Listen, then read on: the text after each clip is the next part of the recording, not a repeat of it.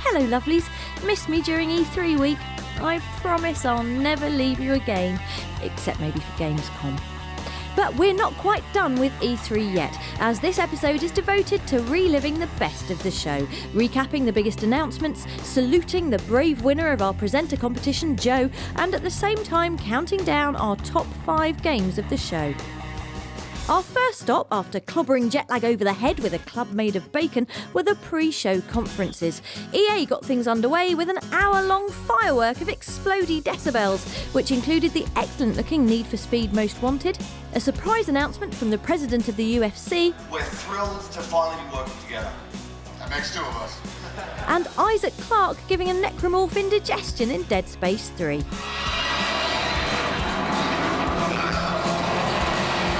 Then came Ubisoft, who delivered the first of our top 5, thanks to an awesome showing from Assassin's Creed 3. In particular, the so real we were seasick on the Spanish journalists in front naval battle. If that wasn't enough, Ubi also went straight on to whip out what eventually ranked as our number 4 favourite of the show, the scuzzy techno open worlder Watch Dogs, which showed off its freshness by featuring hands in pockets and wearing a hat. The leather coat physics looked pretty swish too. We don't hang out because we kill each other.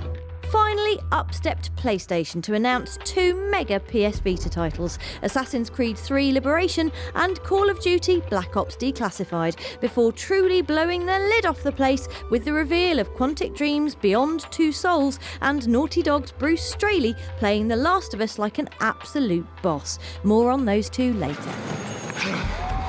Did we lose them? Yeah, But we're not in the clear, right? not while we're in this city.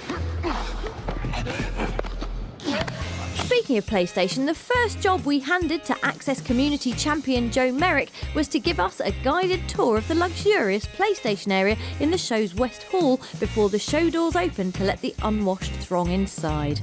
Blue. Now, this area up here is for special guests only. Only a few folk got up here. There's a whole host of Vita titles already to play, like Little Big Planet. There's also a nice glass cabinet full of all the Sony handhelds that are out right now, including all the mobile phones, HTCs, etc., and a tasty wee PlayStation Vita. Now, obviously, the biggest game on show, the one that everybody wants to play, is God of War Ascension. There's about 1 million booths set up here, and obviously nobody's playing them right now because nobody's in yet. But we thought we'd give you a wee look at just how big a deal God of War is. In fact, talking about how big a deal it is, there's big Kratos himself, looking grumpy as always. And one of the big games that everybody's dying to play, PlayStation All-Stars Battle Royale. It's a massive barney between all the big PlayStation characters, including Kratos, that guy for Twisted Metal that I can't remember the name of, and a whole host of other folk. Ni no Kuni, this is one of the games that I've been dying to play for years and years and years. Big Studio Ghibli fans like me, people who grew up watching Spirited Away, etc., are going to be lapping this game up when it comes out. And in the centre of the room here, we've got what can only be described as 1 million PlayStation Vitas. It's probably the most expensive display of handheld technology ever seen. So we're going to step onto the 1970s dance floor here. Gravity Rush, one of the big games, that's out soon.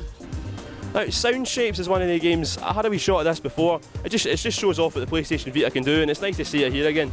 Shortly after, at midday on Tuesday, the dams of grumpy security guards burst and a tsunami of gamers poured into the LA Convention Centre for 3 days of, well, queuing mostly, but also a hot lineup of not yet released PS3 crackers. Our show floor prowling took us past the Sega booth, which didn't have any new games on show, but did have a giant spinning Sonic and the actual real alien queen from the movie Aliens. And this, which was just brilliant. Oh, there's Hideo Kojima.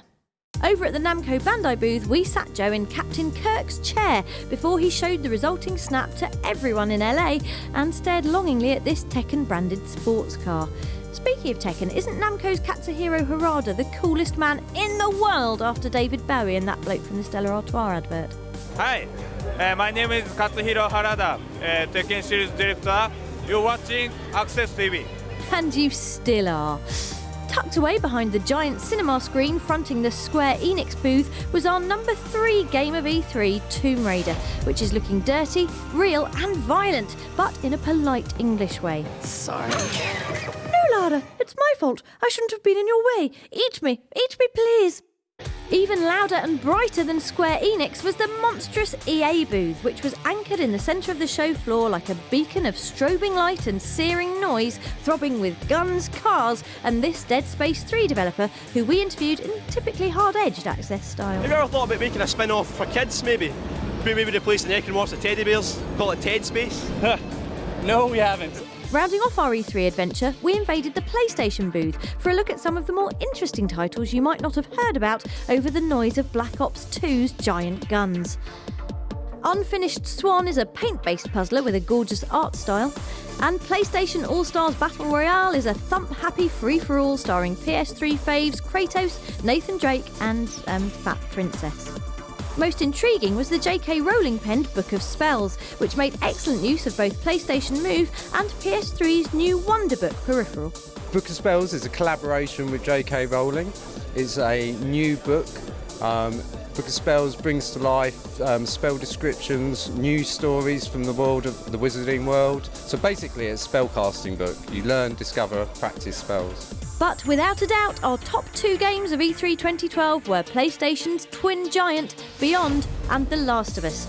We, or more accurately, a pretty starstruck Joe, were lucky enough to speak to the guys behind both. What I like about games also is that you can really create an emotional journey with them, something that is really, really unique. It's really you. You are the protagonist, you make the decisions. That changes everything. Did someone try to hurt you?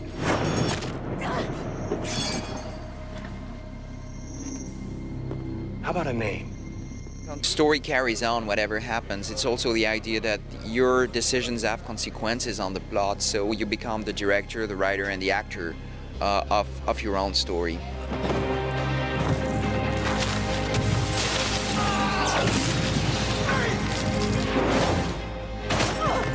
That's her! That's her!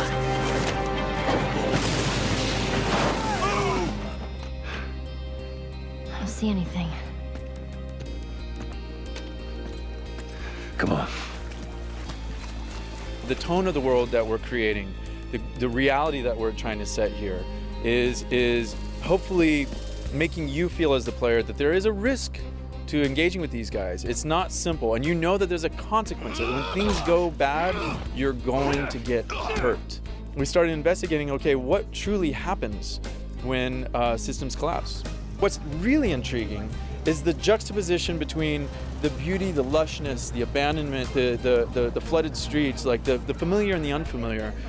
But at the same time, it's got a creepiness to it, an eeriness to it.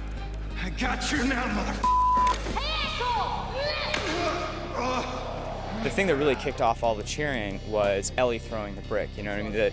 The sight of this plucky young girl saving your life was a big deal for people. Do the ends justify the means? How do you survive? These are humans, and killing humans is not a nice thing, you know, but that's the thing we want to present to the players, that you really have no choice, that you're honestly just trying to get by in this world, and this world is so harsh and unforgiving that sometimes this brutality is necessary to get by. And that's why Joel's so different. He's like us, but he was able to make it through. He's a survivor. He's somebody that's barely made it through, somehow by the skin of his teeth, and by possibly crossing, not even possibly, by definitely crossing some moral, ethical lines that we have firmly established right now in our world. Be careful.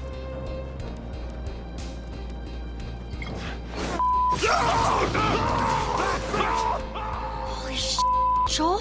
Keep it together. And that's that for an E3 packed with new games, bright lights and Ellen Page being bald. You can see more of our coverage from the event at youtube.com/PlayStation Access and by following the big E3 link from the front of the PlayStation Store. We'll be back next Wednesday with a regular dose of Access TV in episode 38. See you then.